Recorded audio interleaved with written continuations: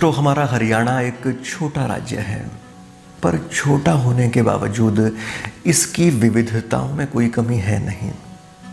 यहाँ के धरातल के हिसाब से, यहाँ के जंगलों के हिसाब से, यहाँ की खेतियों के हिसाब से, यहाँ के पानी, लोगों के रहन सहन के लिहाज से और यहाँ की बोलियों के लिहाज से एक भरी पूरी विविधता पाई जाती है। हालांकि हम अक्सर जब हरियाणा में होते हैं और हरियाणा से बाहर होते हैं तब तो बहुत ये बात हम पर हावी हो जाती है कि हरियाणवी होने का मतलब एक टिपिकल तरह से एक व्यक्ति का होना है। वो ख़ास तरह से बिहेव करेगा, वो ख़ास तरह से बोलेगा, एक अक्खड़ और एक दूसरी तरह की पर्सनैलिटी है जो हरियाणा की छवि के रूप में चाहे ना चाहे स्थापित हो चली है। पर हरियाणा केवल इतना ही नहीं है। हरियाणा इसके हर गांव में पसरा अलग तरह का हरियाणा है। यहाँ के जो अंचल हैं उनमें अलग तरह का हरियाणा है, अपनी शक्ल सूरत पाता है और अपने आप में वो पूरे आनंद का विषय है। हमारे यहाँ पर जितने भी क्षेत्र हैं, उपक्षेत्र हैं, उन सब की अपनी बोलियां हैं, अपनी तहजीबें हैं। हालांकि बहुत सारी जो बोलियां हैं उनके शब्द आपस में साझे हैं, पर उसके बावजूद उनके कहीं ना कहीं डायलेक्ट में, बोलने के ढंग में एक फ़र्क आता है और वही उस क्षेत्र को दूसरे क्षेत्र से अलग करता है, पर अपने आप में उस क्षेत्र की विशेषता को साबित भी करता है, स्थापित भी करता है। तो मेरे जहन में लगातार ये बात रहती थी कि क्यों हम अपने आप को एक ख़ास तरह का हरियाणवी माने, क्यों ना हमारे यहाँ हरियाणा में जो विविधता है बोलियों में ख़ास तौर से, उसको सेलिब्रेट करें, उसको समझें। और उसी की शक्ल में ये वीडियो अब आपके सामने है। मैंने इस संबंध में अपनी एक गुजारिश फेसबुक के माध्यम से और दूसरे माध्यमों से आप सब तक पहुंचाई और आप सभी से कहा कि आप अपनी स्थानीय बोली में, आप ऐसी बोली में कि जो हिंदी से भी परे हो और जिसके ऊपर एक ख़ास ठेठ हरियाणवी का उस तरह से प्रभाव ना हो, जो नितांत आपकी अपनी बोली हो, उसमें मुझे कुछ बोल के भेजें। तो आप सभी के वो वीडियो मुझे प्राप्त हुए हैं। जितने भी वीडियो मुझे हासिल हो सके उनको लेकर मैं आज ये प्रस्तुति आपके सामने लेकर आ रहा हूँ। और ये सब के सब वीडियोस तो हमारे सामने आ चुके थे। फिर दिक्कत ये हुई कि इन सभी बोलियों को, उपबोलियों को सुनने में जो मज़ा आएगा वो तो हम लेंगे ही लेंगे, पर इसके साथ में एक जिज्ञासा रहती है कि क्यों न हमारी बोलियों को एक बड़े विमर्श के दायरे में समझने की हम कोशिश करें। तो इसके लिए मैंने विशेष अनुरोध किया श्री मंगतराम शास्त्री जी से। आप जिंद में रहते हैं, आप हरियाणवी में रागनियाँ लिखते हैं, गज़लें लिखते हैं, गीत लिखते हैं और एक ख़ास तरह की नए हरियाणा की संकल्पना उनके जहन में हमेशा स्पष्ट रहती है। तो उनसे मैंने गुजारिश की कि वो हमें हमारे हरियाणा के बारे में, हमारी बोलियों के बारे में कुछ समझाएं। मैंने जब उनसे कहा तो साथ में ये कहा था कि वो 10 मिनट से 15 मिनट की अपनी बातचीत मुझे साझा करें, मैं उसको फिर इस्तेमाल में ले लूँगा। पर उन्होंने जब बोलना शुरू किया तो उनकी वो बातचीत करीब 50-55 मिनट की हो गई। और पूरी ही बातचीत जब मैंने वो सुनी तो महसूस किया कि वो बातचीत ऐसी कहीं से भी नहीं कि उसका कौन सा हिस्सा हम छोड़ दें। इसलिए मैं ये सोच पाया हूँ कि उस बातचीत को हम अलग अलग हिस्सों में इस पूरे वीडियो के साथ साझा करेंगे, क्योंकि लोगों की जो बातें हैं वो भी अपने आप में समय लेती हैं और कुछ बातें थोड़ी सी लंबी हैं। तो इसलिए ये सारी चीज़ें एक वीडियो में समाहित नहीं हो पाएंगी। तो मैं सोचता हूँ कि इस पूरे प्रक्रम को, पूरी कोशिश को 3 वीडियोज़ के हिस्सों में हम बांट लें। तो मंगतराम शास्त्री जी की जो बातें हैं उनको हम हर वीडियो के शुरू में एक तरह से संपादकीय टिप्पणी के रूप में, एक मार्गदृष्टा के रूप में लेते जाएंगे और उसके बाद फिर हम आपको हमारे हरियाणा के अलग अलग अंचलों से जो बोलियां हमें मिली हैं उसके झलक, उनका एक नज़ारा आपको कराते जाएंगे।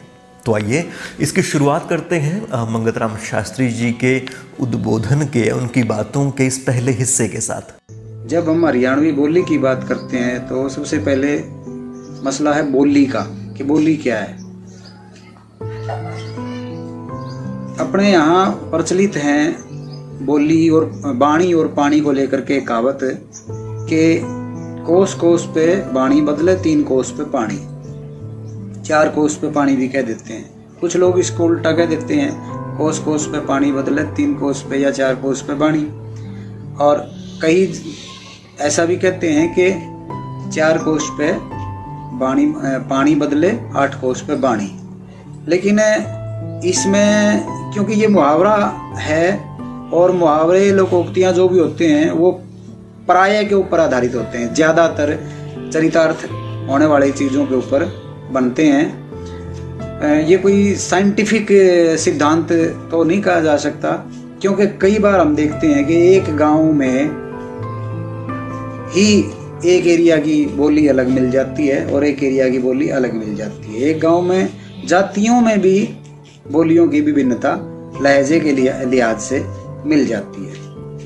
अपर कास्ट की बोली और तथाकथित निम्न जातियों की बोली में भी आपको अंतर मिल जाएगा। मैं यहाँ एक उदाहरण देना चाहता हूँ आपको। हरियाणा में रोड जाति, चाहे वो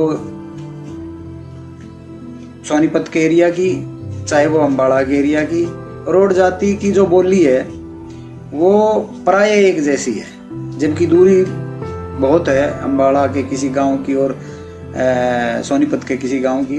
जब हम विविधता की बात करते हैं तो ये मान के चलेंगे कि इनमें एरिया वाइज, जाति वाइज और प्रभुत्व के लिहाज से, गरीबी अमीरी के लिहाज से भी कई बार अंतर दिखाई देते हैं। जब हम हरियाणा की बोली, जिसको हम हरियाणवी कहते हैं, इसके ऊपर बात करते हैं तो 2-3 तरह से इसके नाम सामने आते हैं। जैसे बांगरू, जबकि बांगरू पूरी हरियाणवी नहीं हो सकती। जाट्टू, ये भी पूरी हरियाणवी इसको हम नहीं कह सकते। पाकिस्तान में जो लोग यहाँ से गए हुए हैं, जो हरियाणा से हिजरत करके गए हैं 47 में, वो ज्यादातर इस बोली को रांगड़ी बोली कहते हैं। तो अब मतलब रांगड़ जाति के लोग, रांगड़ राजपूत वहाँ ज्यादा गए हैं, इसलिए वो, क्योंकि ज्यादा लोग हैं, डोमिनेट करते हैं यहाँ से गए हुए, तो वो रांगड़ी कहते हैं। हरियाणी भी कहते हैं इसको, या हरियाणवी। हरियाणवी शब्द थोड़ा सा ज्यादा जचता है, क्योंकि टोहाना से टोहानवी, लुधियाना से लुधियानवी, नरवाना से नरवानवी, तो हरियाणा से हरियाणवी थोड़ा सा कहने में भी अच्छा लगता है। कुल मिला के जो ये बोली है हमारी, इसको जब हम इसकी जब जांच पड़ताल तलाश करते हैं तो हमने हरियाणा के अंचलों को समझना पड़ेगा एक तो।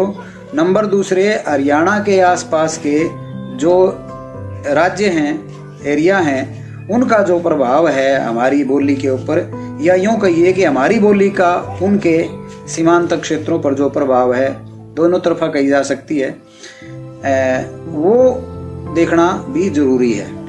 मैं ये इसलिए कह रहा हूं कि राजस्थान विश्वविद्यालय की बीए की थर्ड ईयर में डॉक्टर रीता गौड़ ने एक प्रस्तावना दी है। उसने लिखा है कि हरियाणा के जो 9 जिले हैं, रोहतक, पानीपत, सोनीपत, हिसार, सिरसा, गुड़गांव, जींद, नारनौल, भिवानी, जिसको कैथल तक भी ले जाया जा सकता है, ये जो एरिया है ये राजस्थान का ही एक हिस्सा रहा है और इसको बांगड़ू बोली कहते हैं, जो राजस्थानी की उपभाषा है। ये प्रस्तावना मैंने पढ़ी थी, श्रीमान सत्यनारायण सोनी हैं वहाँ राजस्थान के विद्वान, उनकी वाल पे, फेसबुक पे।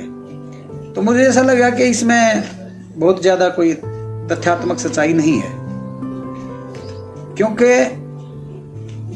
यदि मैं नक्शे में देखते हुए देखूं तो ये जो एरिया उन्होंने बताया, ये पानीपत और जींद या कैथल का निचला एरिया, वहां से लेकर के पूरा दक्षिण जो दिशा है, जिसमें सिरसा से लेकर के और पलवल तक, फरीदाबाद तक, ये भिवानी वगैरह सब आगे, ये सारा एरिया उन्होंने अपनी राजधानी के अंतर्गत लिया है। जबकि कैथल में, जींद में, पानीपत में, रोहतक के ऊपर, रोहतक में, हिसार के ऊपर वाले एरिया में, फतेहाबाद के उकलाना टोहाना के एरिया में और भिवानी से जींद की साइड के एरिया में बागड़ी बोली नहीं बोली जाती, तो इसको बांगड़ू नहीं कह सकते। नंबर दूसरे, सिरसा में फतेहाबाद का रतिया एरिया, इसे ऐसे ही हिसार का बरवाड़ा से नीचे का एरिया, या ये भिवानी का और चरखी दादरी, महेंद्रगढ़, जो रिवाड़ी का और गुड़गांव का जो एरिया है, मेवात और पलवल भी बीच में आगे, इनमें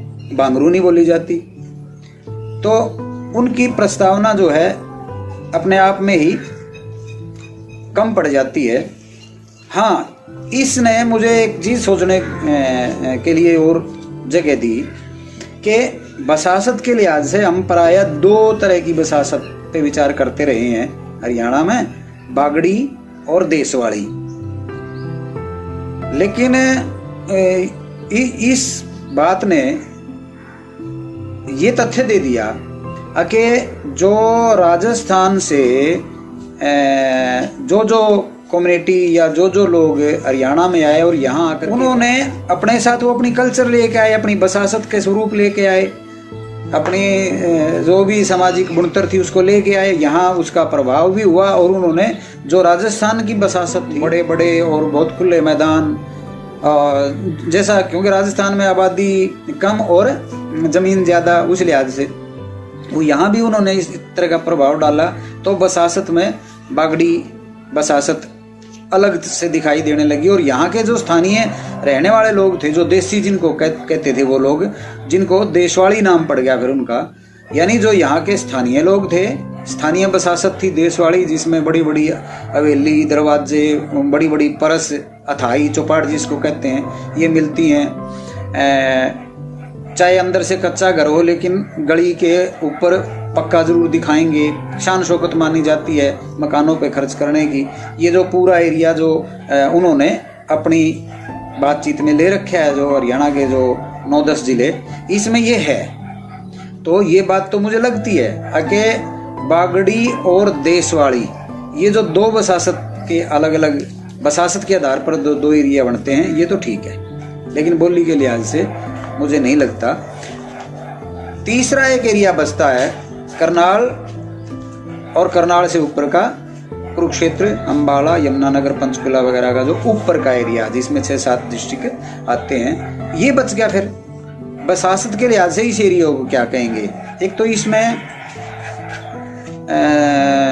नर्दक का एरिया, बड़ा एरिया नर्दक का ही है, और ऊपर कौरवी बोली जाने वाला एरिया है। नर्दक का ही एरिया बोलते हैं कुरुक्षेत्र को भी, लेकिन वहाँ बोली बदल जाती है थोड़ी सी। नर्दकी जो करनाल की, आसंद की, जुंडड़ा की बीच की बोली है, जो नीलोखड़ी की, और ऊपर फिर जो कुरुक्षेत्र की बोली है, वो उसमें जो ऊपर वाले जिलों से जो पुआध का एक क्षेत्र जिसको कहते हैं हम, पुआधी बोली का प्रभाव कुरुक्षेत्र से ऊपर वाले एरिया में, और उधर आपके यमुनानगर में, अंबाला में, पंचकुला में, और कैथल के ऊपरी हिस्से में जैसे ये है गुला, चीका, और उधर पेवा का एरिया, इस्माइलाबाद और अंबाला तक, ये एरिया पुआध का एरिया बोलते हैं। हमारे इधर मिड हरियाणा में उस एरिया को बोलते हैं जंगल। जंगली बसासत के आधार पर एक तीसरा क्षेत्र हो सकता है, क्योंकि वहाँ बहुत ज़्यादा स्थायित्व इस तरीके से ज़्यादा नहीं बना, खासकर कुरुक्षेत्र से ऊपर के एरिया में, कि वहाँ पर आक्रमणकारियों का एक प्राय आना जाना सा बना रहता था, और वो इतना ज़्यादा विश्वास, बहुत ज़्यादा स्थायित्व के ऊपर नहीं रखते थे कि बहुत बड़े बड़े खर्चे करके गांव के बसासत के ऊपर करते, बहुत बड़े बड़े मकान बनाना, परस चौपाड़ बनाना, ये जो बसासत के जो थोड़े बहुत पैमाने हैं, 1-1, 2-2 वहाँ कम मिलते हैं। तो कुल मिला के बसासत के लिहाज से तो ये 3 एरिया मैं समझता हूँ, बागड़ी, देशवाड़ी और पुआध या जंगली। अब जब बोली की बात करते हैं तो अम्बाड़ा का ऊपर का एरिया जो आजकल पंचकूला है, जिसमें चंडीगढ़ भी आ गया, और अम्बाड़ा का जो पश्चिमी हरियाणा है, अम्बाड़ा, कुरुक्षेत्र, कैथल का ऊपर का, नैली का एरिया, इवन जींद का भी नरवाना से ऊपर का एरिया, फतेहाबाद, सिरसा, ये जो एरिया पंजाब के साथ लगता है, इसके ऊपर पंजाबी भाषा का असर दिखाई देता है आपको बोली में। इसी प्रकार सिरसा से और नीचे आ जाओ आप बिल्कुल मेवात तक, ये जो एरिया है जो राजस्थान के साथ लगता है, इसके ऊपर आपको बागड़ी का भी असर दिखाई देगा। सिरसा है, हिसार का निचला एरिया, फतेहाबाद का रतिया वाला एरिया है, भिवानी का नीचे का एरिया है, इवन चरखी दादरी, महेंद्रगढ़, और फिर ये रेवाड़ी है, अहिरवाटी यहाँ से शुरू हो जाती है फिर, और गुड़गांवा, मेवात, ये एरिया, इसके ऊपर राजस्थानी बोली का, राजस्थानी भाषा का असर आपको साफ दिखाई देता है, लहजे में खास तौर पर, डायलेक्ट में।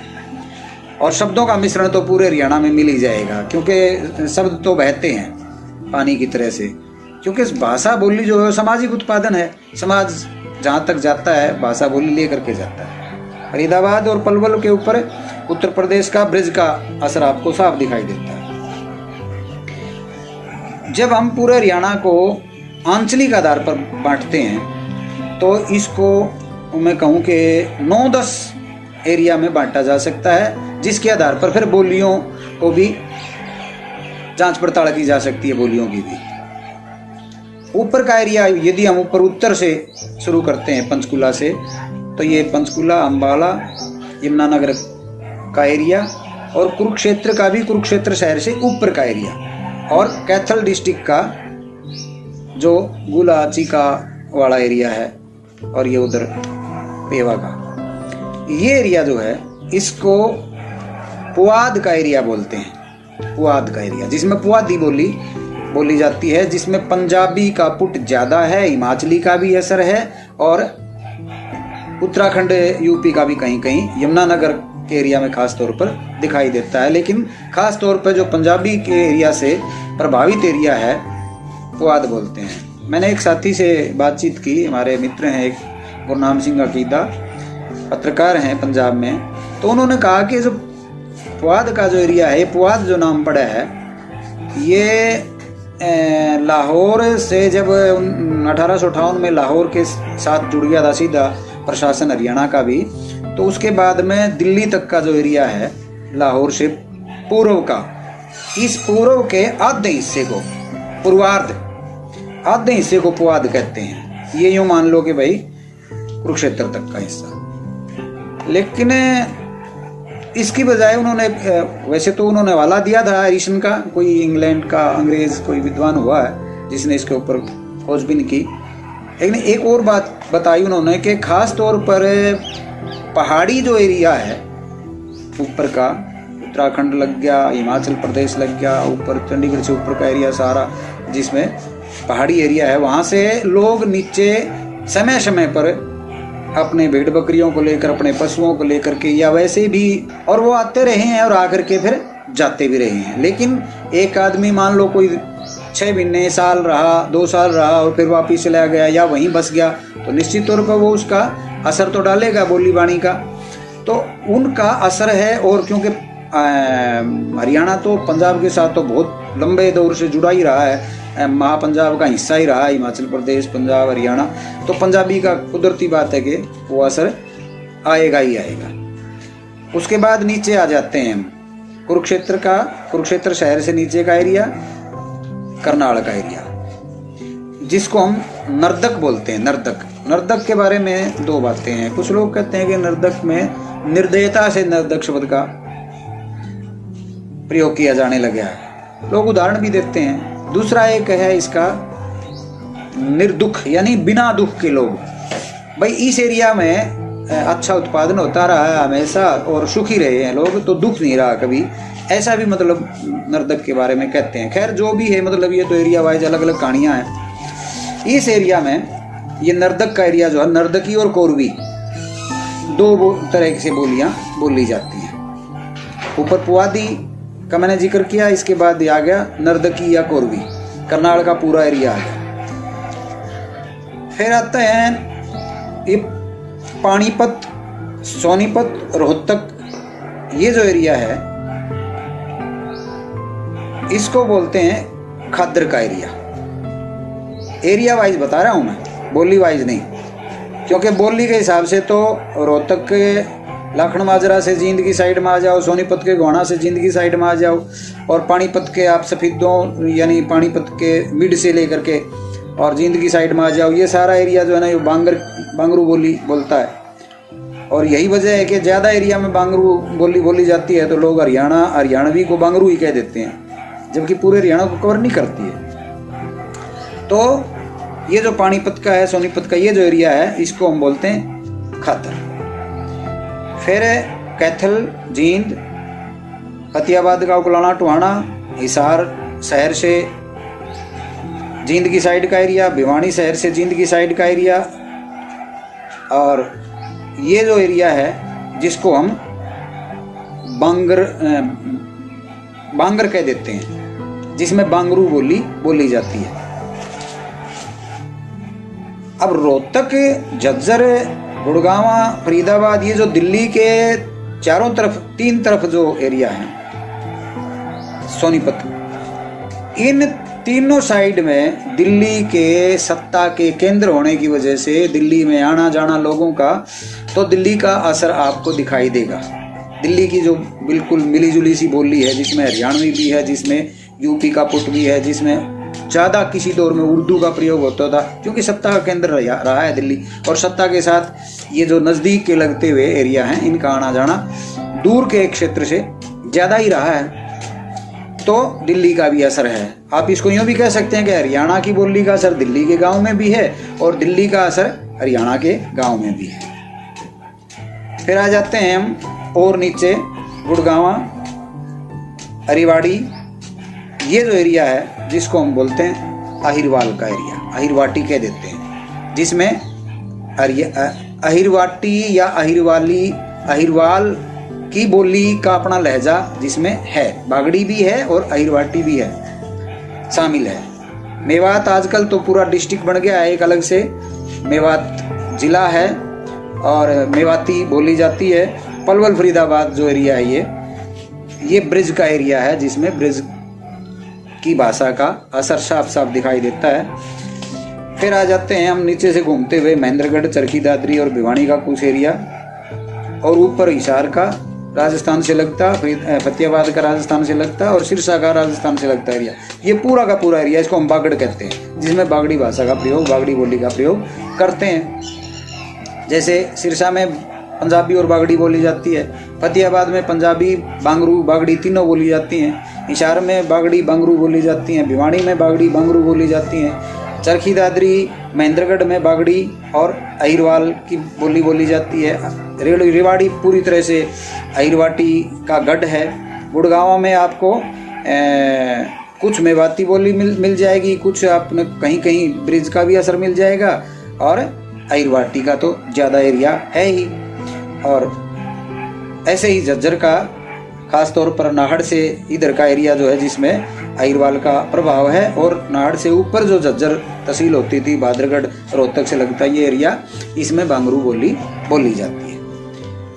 एक एरिया बचता है जमुना के साथ लगता जो एरिया है, ऊपर से लेकर के यमुनानगर के एरिया से लेकर के और नीचे तक दिल्ली तक आते आते, और दिल्ली से फिर फरीदाबाद, पलवल तक। जमुना के पूर्व का एरिया जिसको हम कहते हैं पार का, पूर्विया, हमारे इधर जब उधर से लोग आते हैं तो उनको पूर्विया बोलते हैं, वो अपनी बोली बोलते हैं, बिल्कुल हरियाणवी जैसी बोली है, लहजा में थोड़ा सा फर्क है।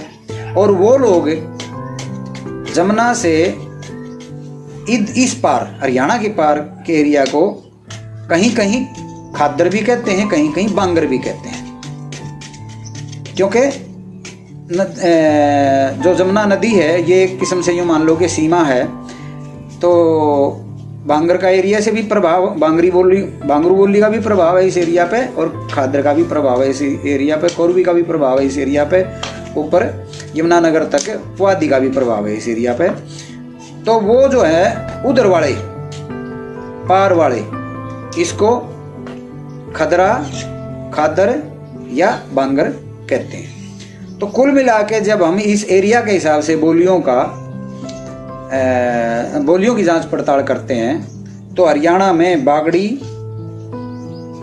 अहिरवाली, मेवाती, ब्रिज, पूर्वी, कौरवी जिसको नर्द की कह सकते हैं ओब्लिक में, पंजाबी, बांगरू और पुआधी, ये 9-10 तरह की बोलियां बोली जाती हैं। तो मित्रों, हरियाणवी बोलियों के संदर्भ में ये था मंगतराम शास्त्री जी का उद्बोधन। हमने आपसे वायदा किया था कि हरियाणवी बोलियों को समझने के लिए उनका जो उद्बोधन है, उनकी जो बातें हैं, उसको 3 हिस्सों में हम आपको सुनवाएंगे।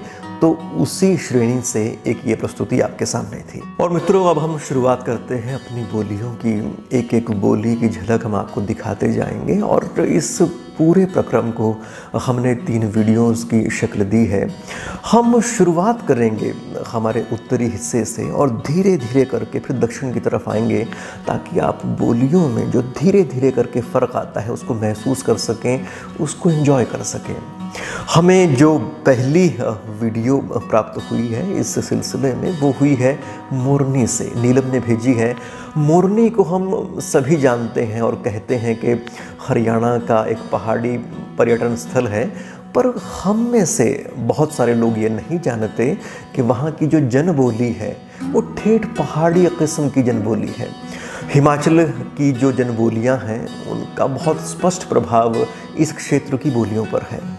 तो नीलम अपनी इस वीडियो के माध्यम से अपनी जनबोली में हमें मोरनी के बारे में बहुत सारी चीज़ें बता रही है। यकीनन वो चीज़ें हमारे लिए नई ही होंगी। तो आइए अपने वीडियोस के इस क्रम की शुरुआत करते हैं मोरनी से। माथा टेकू आज नीलम तुमको मोरनी हिल्स रे बारे में बताऊँ। मैं मोरनी हिल्स पंचकुले दे 35 किलोमीटर दूर छो। और मेरा घर आईदे भी 10 किलोमीटर और आगे, बिल्कुल हरियाणा और हिमाचल की बाउंड्री पर। कोई विश्वास से नहीं होता, कोई विश्वास से नहीं करता कि इशा हो सको। फिर हम भी बोल दो कि हाँ हम भी सिरमौर रहते हिमाचली में। देखो मोरनी हिल्स से ये देखो हमारा मोरनी, और एक और ये देखो फोटो, किसी लगे फोटो बढ़िया सोना। और चलो अब तुमके बताऊँ कि मोरनी का नाम मोरनी किसे पड़ा। हमारे ना एक राणे हो थे मोरनी राम रे, तेरे नाम पंदे ही मोरनी का नाम मोरनी रख दिया। ये राणे ना किले में जरूर थे। देखो ये देखो मेरा हमारी रानी का ये देखो एक किला अथरों थे, बहुत ही प्यारा किला है। आजकल तो और भी बढ़िया कर दिया है, बितरूद है, बहुत ही अच्छा कर दिया।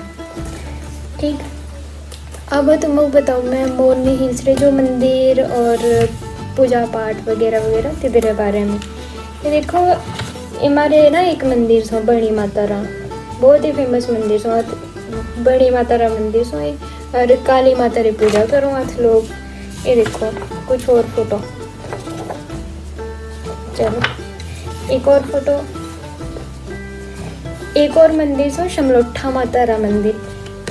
ये देखो टिक्कर ताल है एक, अरे दो ताल सो, एक बड़ा ताल और छोटा ताल। जो पुराने बुजुर्ग लोग से बताया करो भी अथ इसी तालों में ना जो पांडव थे और पांडवों का जो अज्ञातवास का टाइम था, मतलब से इसी एरिया में जीरो है। और अथ युधिष्ठिर यक्ष प्रश्न हुए थे तो अथी हुए थे इसी तालों में, ऐसा बताया करो हमारे लोग।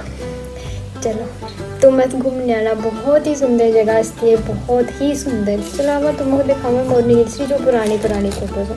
ये देखो बहुत ही पुरानी फोटोज थी है। एक और फोटो दिखाऊंगा तुम लोग।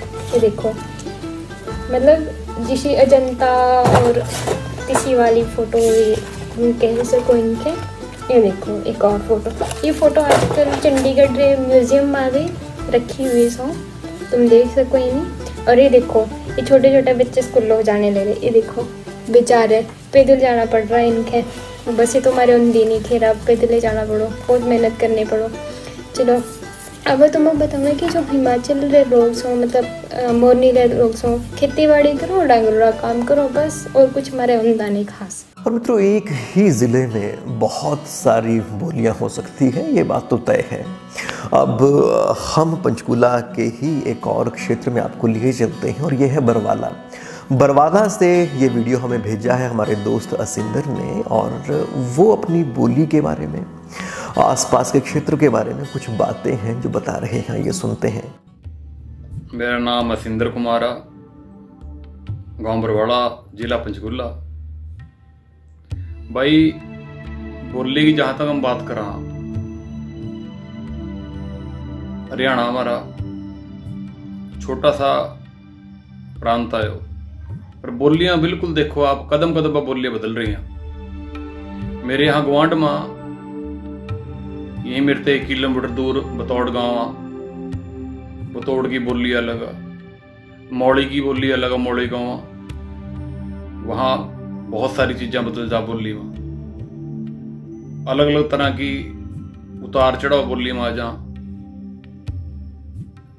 तो भाई मैंने जहाँ तक देखा, महसूस करया, बहुत अलग अलग तरह की जो है पुराने बुजुर्गों के टाइम से ले लो, या थोड़ा थोड़ा बदलाव बाद में भी अंदर चला गया। वहाँ के एरिया के हिसाब से जो है लोग अपनी बोली बोल रहे हैं।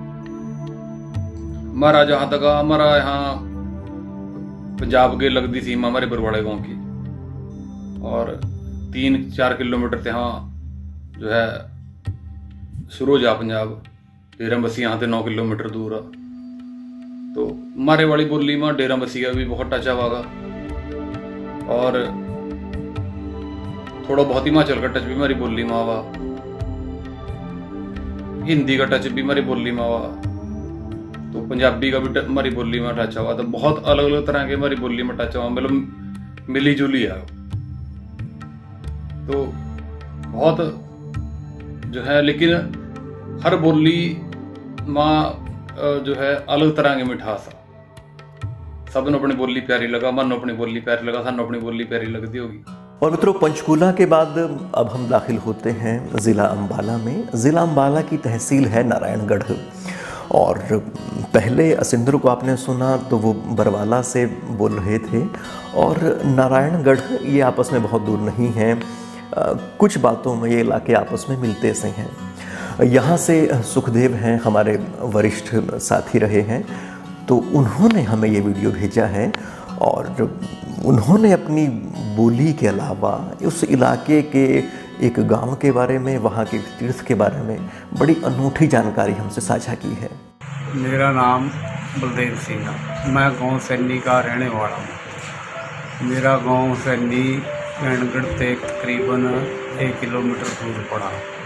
मेरा गांव जमकेश्वर तीर्थ के नाम से बहुत ज़्यादा मशहूर है, और यहाँ पर एक शिव का, हनुमान का, माता का और बाबा दूधाधारी का बड़ा तकड़ा मंदिर है। बाबा रामाकांत यहाँ का पुजारी है, और साइड में ही मंदिर के एक राम कुंडी हुआ था, और एक बड़ा तकड़ा 7-8 किला में तालाब है, जमकेश्वर तालाब।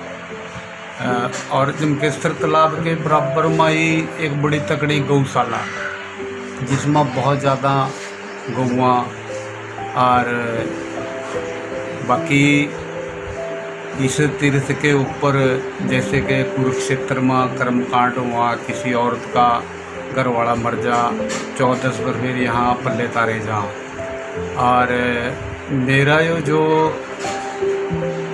गाँव हिमाचल के पास ही है, शिवालिक की पहाड़ियाँ, यहाँ बड़ा अच्छा हिसाब किताब है, सीधे साधे लोग हैं, खेती बाड़ी करा, और जितनी भी फसलें हैं यहाँ, गेहूँ, जीरी, मक्की, गन्ना, हर तरह की सब्जियां, सारा कुछ यहाँ पर हुआ। बड़ा अच्छे लोग हैं, सीधे साधे लोग हैं। अभी हमने नारायणगढ़ के पास की बोली को सुना। अब अम्बाला की एक और बोली हम आपको सुनवाते हैं। और हमारे दोस्त हैं नवीन, उन्होंने हमें ये अपनी बोली भेजी है और उन्होंने अपने गांव के, अपने इलाके के बारे में कुछ बातें हमें बताई हैं और अपनी बोली को पवादी बोली कहा है।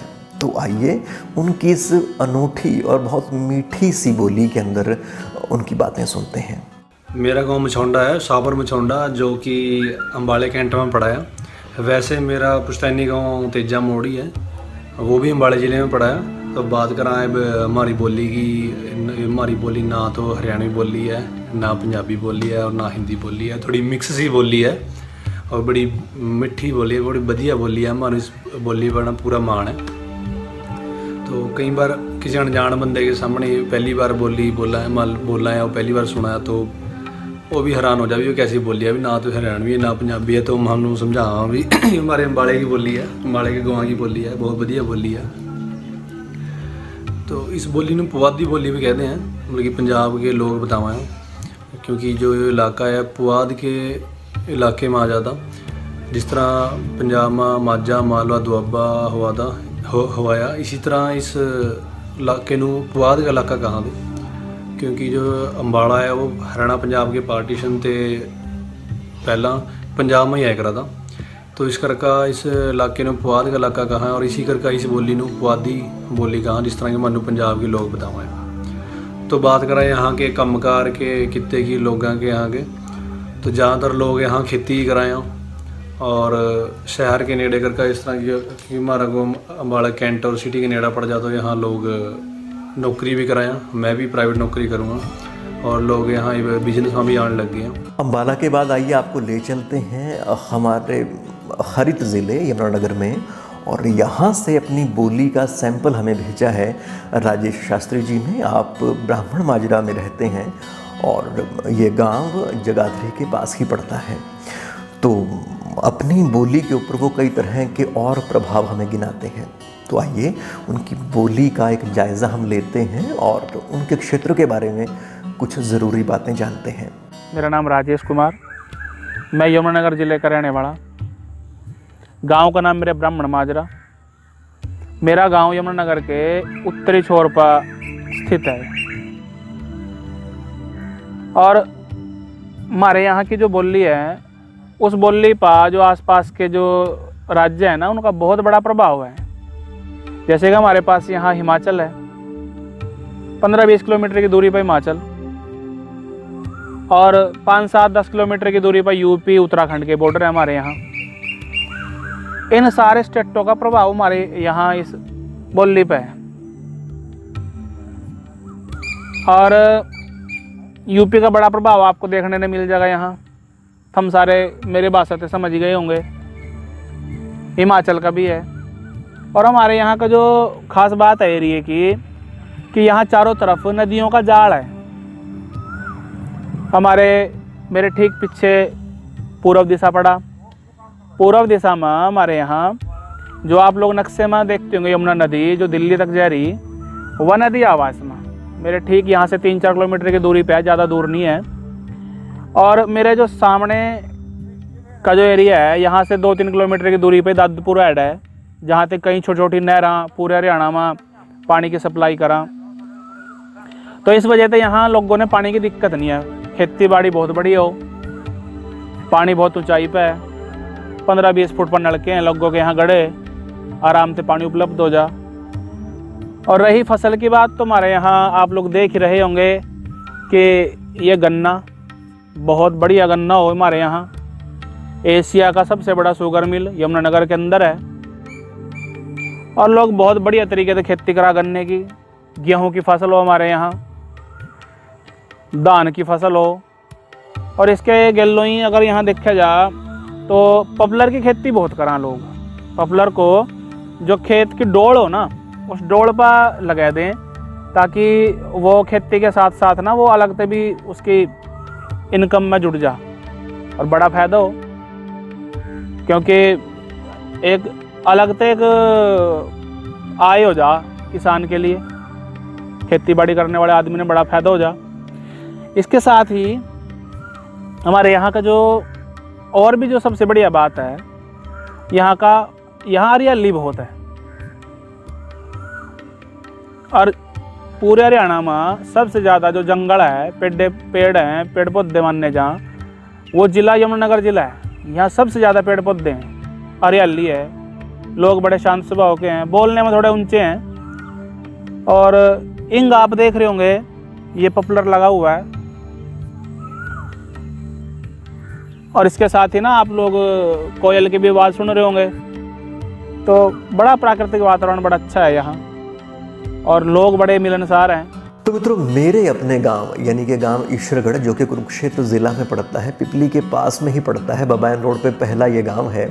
तो यहाँ की बोली का एक नमूना एक वीडियो के रूप में आपसे मैं साझा कर रहा हूँ। आप हमारे दादाजी हैं, तो उनसे मैंने पिछले बरस बात की थी, तो उसी बातचीत का एक ये अंश है। जैसे आजकल का मौसम चल रहा है, हाँ भाई, तब करसा के बाद चमत्सा आएगा, हाँ बारिश हो जाएगी, हाँ, तो फिर बोआते उसमें धान, अच्छा, मक्की, उड़द, सण, सणी, अच्छा, सणी भी होते जी। अच्छा, और सण में और सणी में क्या फर्क था बाबा जी? सण तो मोटा हुआ था, हाँ, सण तो गिला गिला काटना पड़ा था उसमें से, हाँ, सणी को काट कर दो कर रख लेते, उसकी दो बंद लगा कर ना पूड़ी बांध लेते। अच्छा, पूड़ी छोटी छोटी बांध का, हाँ, और उसने पानी में थोड़ा गला लेंदे, हाँ, और गल गया तो उसने बाहर आपने रख लियो। अच्छा, तो जो शाले में आम बेले आते ना, ओहो, एक एक तोड़े उनमें काटा पूड़ा, और वो तोड़े से उसको वो तार लिया। ठीक है भाई, वो पक्का हुआ था उसका। अच्छा, मतलब सणी का सण से भी पक्का होता था? हाँ। अच्छा, और अब उसका बनता क्या था? सूतली कुछ जैसे अपनी गड्ढे का वो बनानी, बेड़ बनानी।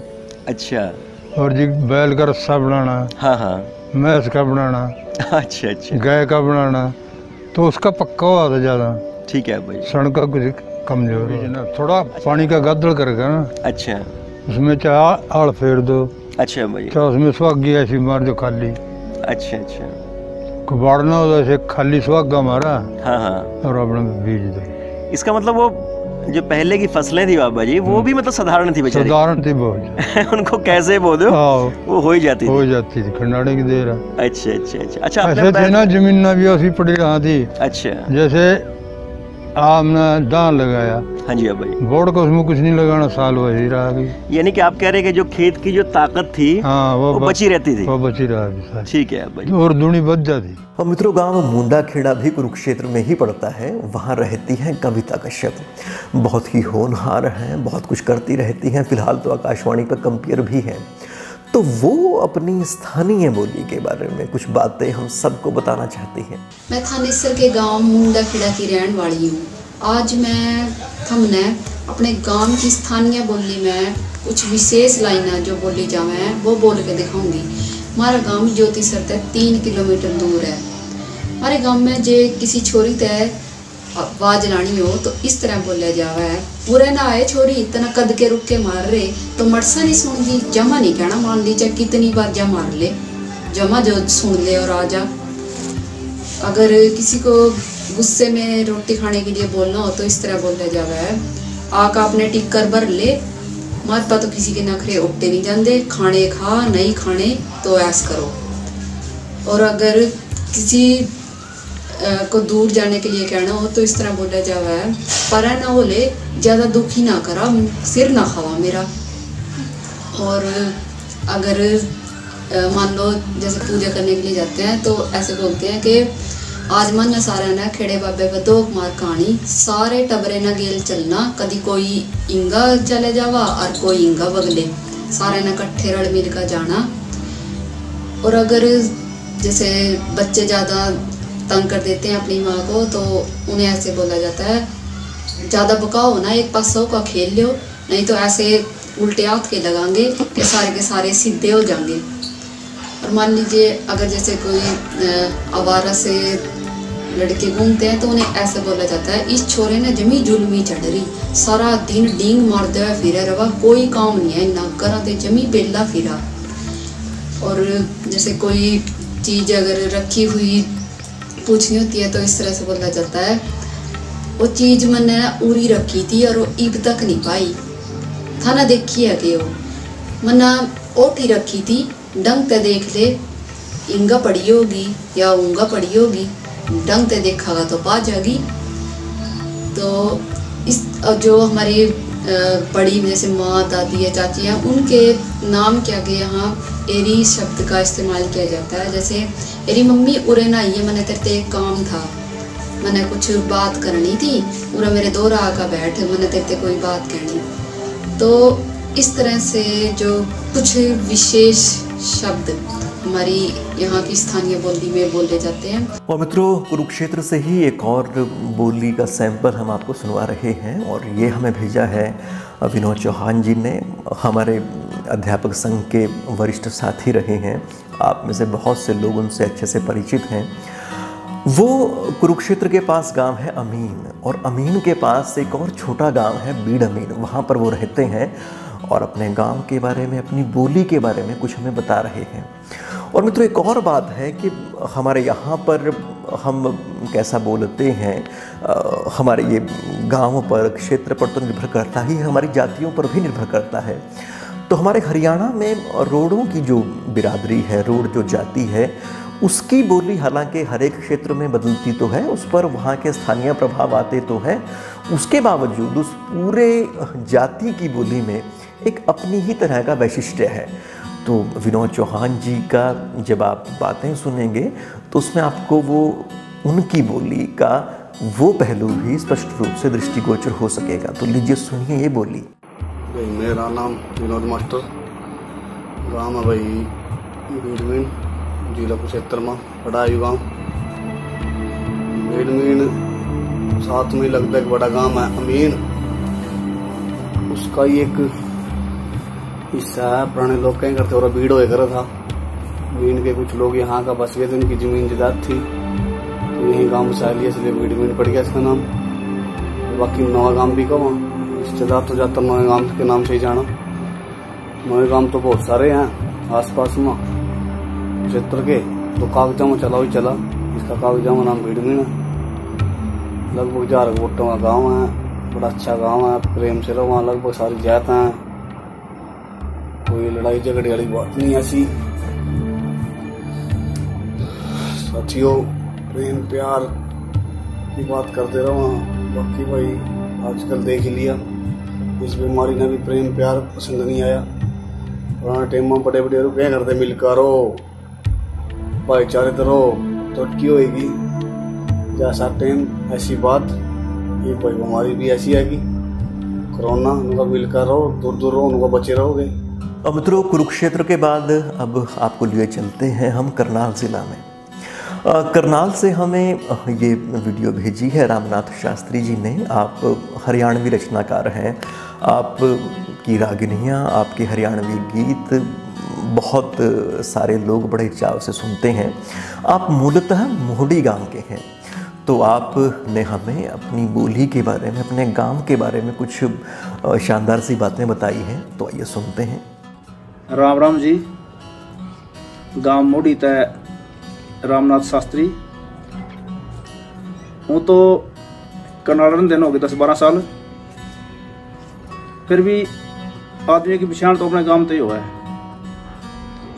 और मैं तो जड़े भी जाऊँ अपने अपने मोड़ी गई बोलूँ, और लगा भी नहीं है अभी मैं मोड़ी गई हूँ, क्योंकि आदमी की जो पहचान हुआ ना अपने गांव तो है, उसकी जड़ तो है ना, थोड़ी तो उसकी पहचान है। तो आदमी ने अपनी जड़ नहीं भूलनी चाहिए। और जड़ तक मेरे गांव की बात है, सीतामाई तक 1 किलोमीटर लिंक रोड जावा है, कुरुक्षेत्र रोड पड़ा है। और सबसे बड़ी मेरे गांव की जो खास बात है कि हमारे गांव में लकुए का अदरंग का जड़ लग गया। हमारे गांव में एक गुज्जर बिरादरी है, उनके किसी बड़े ने किसी संत महात्मा की सेवा करी थी। और उस महात्मा ने उन तय यू आशीर्वाद दिया था या बख्शीश दी थी कि भी जे थारा छोटा सा बालक भी मेरा नाम लेकर किसी का झाड़ ला देगा तो उसके लकवे की या तरह की बीमारी दौड़ दौड़ करने नहीं।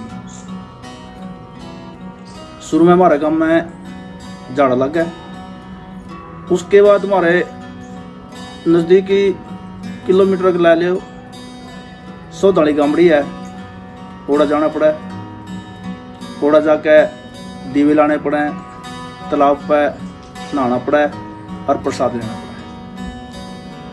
तो इस चीज़ से हमारे गांव का काफ़ी नाम अपने हरियाणा में हो रहा। बाकी गांव के लोगों का ज़्यादातर तो जो धंधा वो खेती बाड़ी हो है, पर फिर भी हमारे गांव की एक छोरी इंटरनेशनल तक खेल के निकलवा रहे बाजी में, जूनियर कॉमनवेल्थ में तो हमारे गांव की छोरी ने गोल्ड मेडल जीत रखे। तो ऐसे गांव पे भाई मरुड़ तो हुई है। बाकी मैं भी थोड़ा गान बजाने का शौक रखूं शुरू से ही। हमारे गांव में रामकृष्ण व्यास जी के सॉन्ग आया करते, उनका इतना कसूता फर्क सा पड़ गया, प्रभाव सा पड़ गया, अब खुद भी लिखने का गान का जो हो गया। अब तक जो रागनी लिखी हैं अपनी तरफ तक कोशिश करी है कि भाई ऐसी लिखूंगा भी जिस तरह समाज ने कुछ न कुछ बढ़िया सीख मिला है। और वही एक बार हिसार दूरदर्शन पर भी जाने का मौका मिला, अपनी रचना रखने का मौका मिला, और बस यही शौक है। बाकी बालका ने पढ़ाया जाए उसमें टाइम पास हो जाए। और मित्रों, यमुना के पास का जो इलाका है उसकी भी अपनी एक ख़ास तरह की बोली है, ख़ास तरह के शब्द हैं जो वो इस्तेमाल करते हैं, ख़ास तरह की इनकी टोन रहती है। तो हमारी एक रिश्तेदारी है इंद्री के पास, एक बहुत छोटा सा गांव है करतारपुर, वहाँ से हमारे दादाजी हैं रिश्ते में। तो पिछले बरस में उनसे मिला था और उनसे उस इलाके में 1947 के दौरान जो बहुत बड़ा रक्तपात हुआ था उसके बारे में जानकारी जाननी चाहिए थी। तो लीजिए आप वो जानकारी एक बार फिर से सुनिएगा और साथ में सुनिएगा इस इलाके की बोली का एक नमूना भी। इस क्षेत्र की जो बोली है वो आगे तक चली जाती है। आप देखें कि यमुना के साथ का जो इलाका, चाहे वो यमुनानगर डिस्ट्रिक्ट में पड़ता है या फिर वो करनाल में आता है या फिर थोड़ा सा आगे तक भी जाता है, उनकी बोली पर इस खास रंग का प्रभाव साफ तौर से देखा जा सकता है। एक गढ़पुर था, गढ़ पर, हाँ हाँ, एक चंद्रो, हाँ हाँ, अच्छा ये टसोंगों में ये छोटे गांव थे, छोटे माजरे थे, हाँ हाँ, और गढ़ पर भी छोटा माजरा था, हाँ हाँ, ये चंद्रों का थे ये। अच्छा, चंद्रों बड़ा गांव था। फिर चंद्रों माँ जिस वक्त चढ़ाई भी हुई, हाँ हाँ, चंद्रों पा, हाँ हाँ, उस वक्त जथे आ गए, हाँ हाँ, अच्छा पहले चढ़ाई माँ चंद्रों टूटी नहीं थी। अच्छा, पहली चढ़ाई माँ हिंदू ज्यादा मर जाता।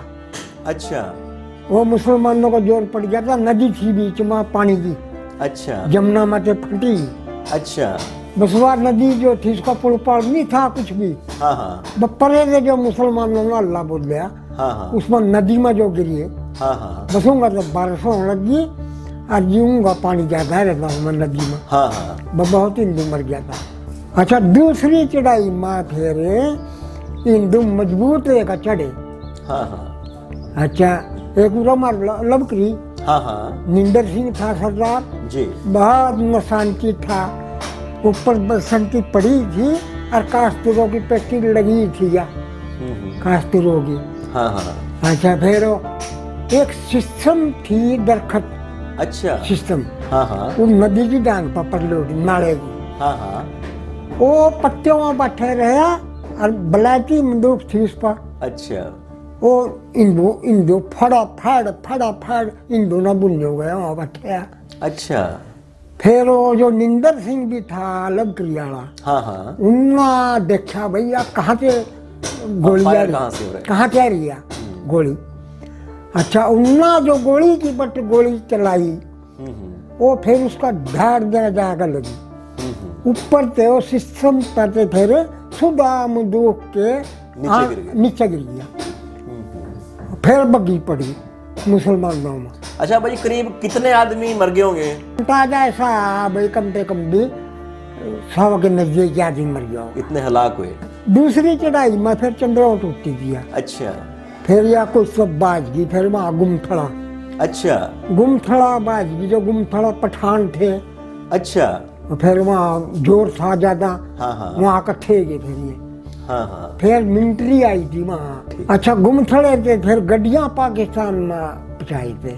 ये सब चले गए थे मुसलमान या कुछ रह भी गए थे पीछे? और रह गए थे जो से वो हिंदू बन गए थे।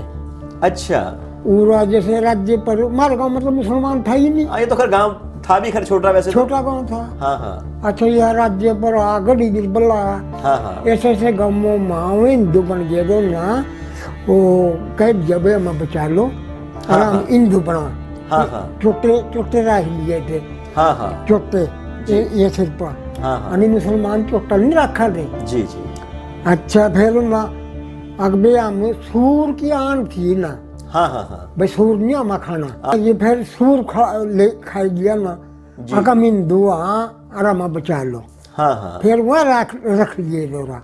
अच्छा, तो उनमें से वो जो मुसलमान से हिंदू बने थे, तो वो बाद तक हिंदू ही रहे या फिर वो बाद में मुसलमान बन गए थे या चले गए थे? फिर तो मैं रणगंपाड़ों में गए, वो मरते होंगे, गांव छोड़ते होंगे, तो बहुत सारे ऐसे भी होंगे जिनको लूटते भी होंगे, उनके सामान को छोड़े हुए, डंगर को, सामान को, डंगर को लूटता भी, और घर को भी कब्जे करते होंगे कुछ लोग। हाँ, लूटता भी थे वो। ऐसा होया फिर।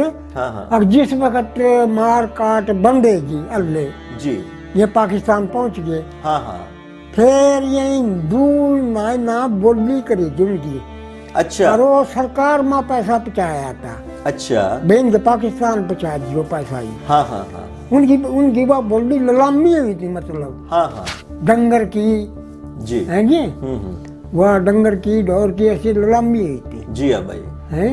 अच्छा भाई, आप ये बताओ कि आपने भी कोई मरता हुआ देखा है यहाँ अपनी आंखों से? वो मरते आता हमारा लाशा देखी है चंद्रों से। लाशा का रो पानी आ जाती जमुना का फिर। अच्छा, बहुत ज्यादा पानी आ जाता फिर।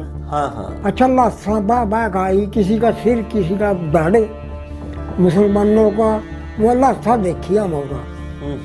हाँ, बहुत कप्तान हुआ था। तो मित्रों, यहीं पर हमारा जो वीडियो है उसका पहला हिस्सा अब ख़त्म होता है। अब अगला वीडियो आप देखिएगा और अपनी इस बातचीत को हम आगे बढ़ाएंगे।